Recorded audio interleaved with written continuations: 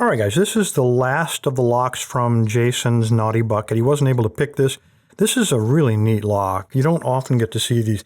This was one of the very early puck locks. It's almost identical in size to the American puck lock, the 700 series, except the keyway on this one is not on the bottom. It's on the side, which is really unusual. Hurd Lock, H-U-R-D, lock company, manufactured by E.P. Hurd in Detroit, I don't know how many years ago.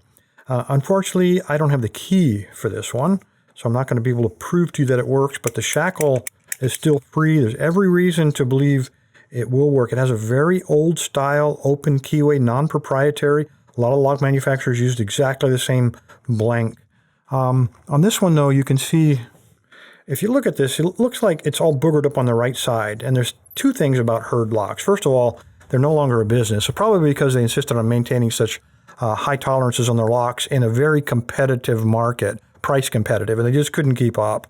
The second weird thing about these, and I learned this one the hard way years ago on the very first Hurd lock I ever ran into, is they don't pick in the clockwise direction. They pick in the counterclockwise direction. Now, I was a little slow, and when you look at this keyway, let me grab a tensioner here. If you slide him in the top and you tension him, he's probably the wrong size, and you try to tension him in the clockwise direction, it would mess him up in the top right part of the keyway. And that's exactly where this one's all galled up. Someone's been tensioning this with a lot of tension in the clockwise direction. Now, and I made this mistake myself, and I'm sure Jason did too. Let me grab a pick here. When you have a lock and you're tensioning it in this case, the clockwise direction, and you reach in and you feel the pins and they're all springy, that should tell you that you're tensioning it in the wrong direction. They're not binding for a reason. So if you take your tensioner and you try it the opposite direction, in this case it's a little awkward, but I'm going to try to hold them like this. There we go. Try not to drop him, like so.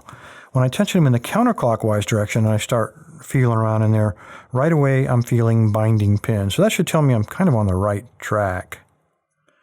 So there's a binder. Really light tension on these guys. Again, I learned that the hard way. Hurds cannot be bullied. And there we go. It's kind of caught up there. There we go. I don't see that boogered up at all, but it really was gritty when I turned it. Anyway, there you go. The Hurd lock, counterclockwise, incredibly light tension. Just pretend you're picking serrated pins. That's how light the tension has to be on these guys in order to get them open. They're almost all 5-pinners, great little locks, real high quality. And I may just have to find a blank for this, an impression, make it useful. Anyway, guys, appreciate your time. Stay safe, stay legal. Thanks, guys.